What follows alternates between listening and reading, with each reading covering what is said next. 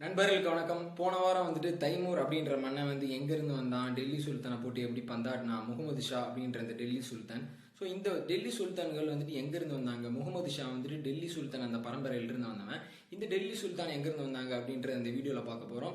அதுக்கு முன்னாடி டெல்லி சுல்தான்கள் எங்கேருந்து வந்தாங்கன்றதை பார்க்கறதுக்கு முன்னாடி வந்துட்டு முகமது கஜினியோட படையெடுப்பை பற்றி நான் சொல்ல போகிறேன். சரி, யார் இந்த முகமது கஜினி அப்படின்னு பார்த்துக்கிட்டிங்கன்னா, கஜினி அப்படின்னு ஆப்கானிஸ்தானில் இருக்கிற ஒரு நகரத்திலிருந்து வரவன் தான் இந்த முகமது கஜினி. இந்த முகமது கஜினி கிட்டத்தட்ட 17 முறை வந்துட்டு இந்தியாவுக்கு படையெடுத்து வந்திருக்கான். எந்த வருஷம்னா 10ஆம் நூற்றாண்டில் 10th செஞ்சுரியில்.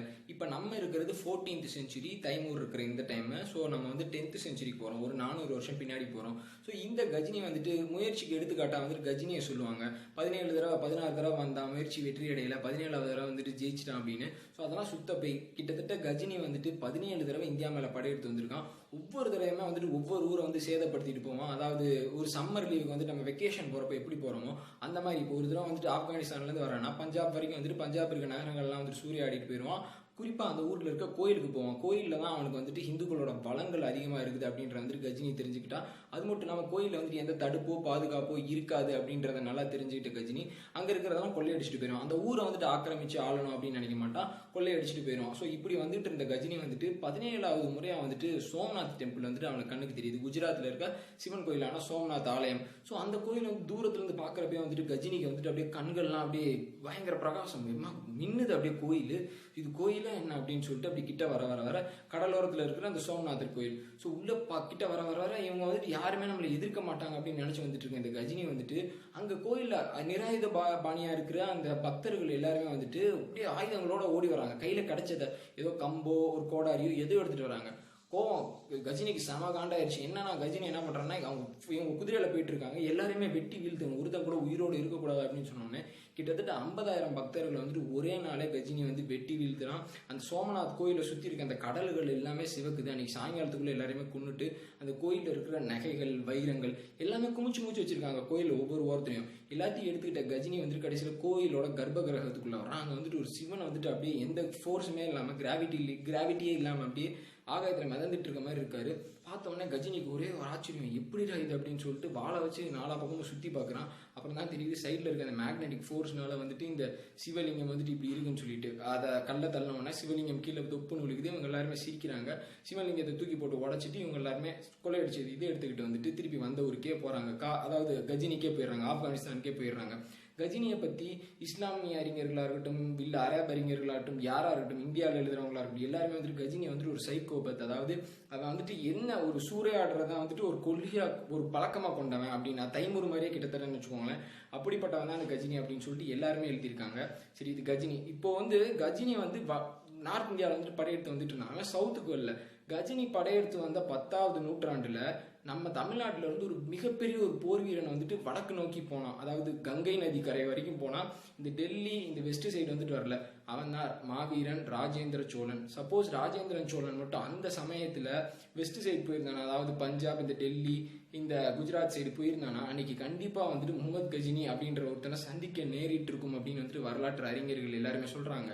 அப்படி மட்டும் 2 பேரும் சந்திச்சிருந்தாங்கன்னு வச்சுக்கோங்களேன், இந்தியாவோட வரலாறு தலைகீழா மாறி இருக்கும். கஜினின்ற ஒருத்தன் இல்லாமே போயிருப்பான் அப்படின்றதையும் நிறைய பேர் சொல்றாங்க.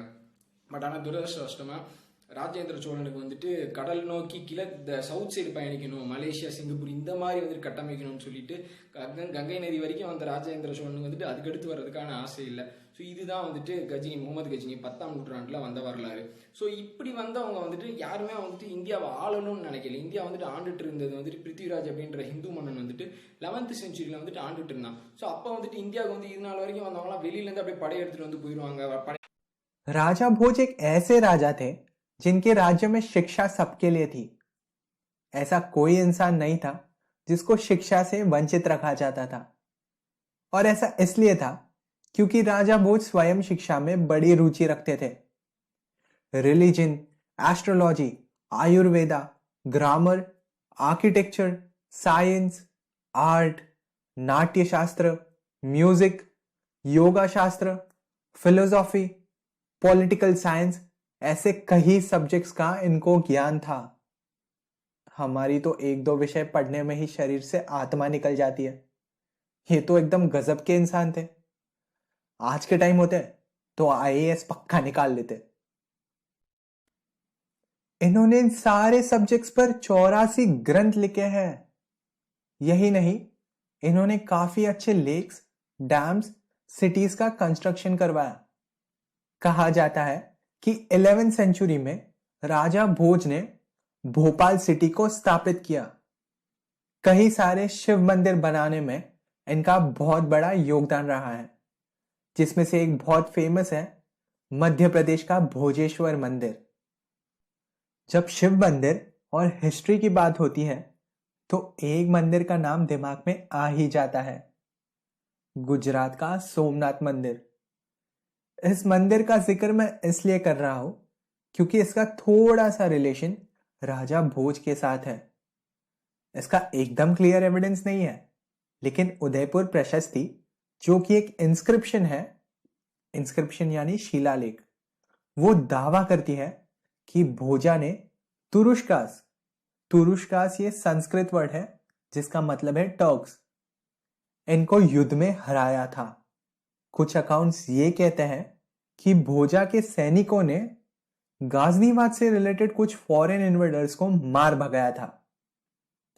मिडिवल पीरियड के हिस्टोरियंस का कहना है कि महमूद गाजनी अक्सर सोमनाथ मंदिर को लूटकर बिना टाइम वेस्ट किए भाग जाया करता था, क्योंकि उसे पता था कि यहां पर एक परमदेव करके शक्तिशाली राजा है जो मेरे मंदिर लूटने के कार्य को लेकर बहुत क्रोधित है। इस राजा से अगर पाला पड़ गया तो भैया ऊपर की टिकट पक्की है। मॉडर्न हिस्टोरियंस परमदेव को ही राजा भोज बताते हैं, क्योंकि राजा भोज को एक टाइटल दिया गया था, परमेश्वरा परमा भट्टा राखा, यानी परमरा देवा। तो इनके अकॉर्डिंग हो सकता है कि जिस परमदेव का जिक्र किया गया है वो राजा भोज ही है। अपनी बुद्धिमता, साहस, कविताओं और शिक्षा के प्रति प्रेम की वजह से इनको the poet king, the philosophical king और द स्कॉलर किंग कहा जाता है। तो ये थी राजा भोज को लेकर कुछ इंटरेस्टिंग बातें। चलिए अब जल्दी से जान लेते हैं इस कहा राजा भोज और कहा गंगू तेली कहावत के पीछे की कहानी। तो मैं जब ये कहावत सुनता था मुझे ऐसा लगता था कि शायद कोई राजा होगा, कोई तेल बेचने वाला होगा और दोनों के बीच में कुछ झगड़ा या गड़बड़ हुई होगी, इसलिए ऐसी कहावत बन गई। लेकिन ऐसा नहीं है। इसमें जो गंगू तेली शब्द है इसको पहले गांगाय तेलंग कहा जाता था। कहा राजा भोज और कहा गांगाय तेलंग। लेकिन कौन है ये गांगाय तेलंग? तो उस समय दक्षिण भारत में दो राजा हुआ करते थे। एक का नाम था गांगा कालाचूरी नरेश और दूसरे का नाम था चालुका नरेश तिलैया। एक दिन दोनों ने मिलकर राजा भोज के कैपिटल धार पर हमला किया, लेकिन बेचारे दोनों राजाओं को भोजा ने हार का स्वाद चखा दिया और उन्हें खाली हाथ वापस जाना पड़ा।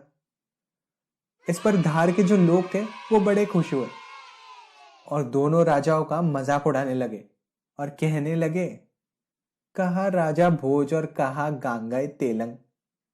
अब यही गांगाय तेलंग का बन गया गंगू तेली।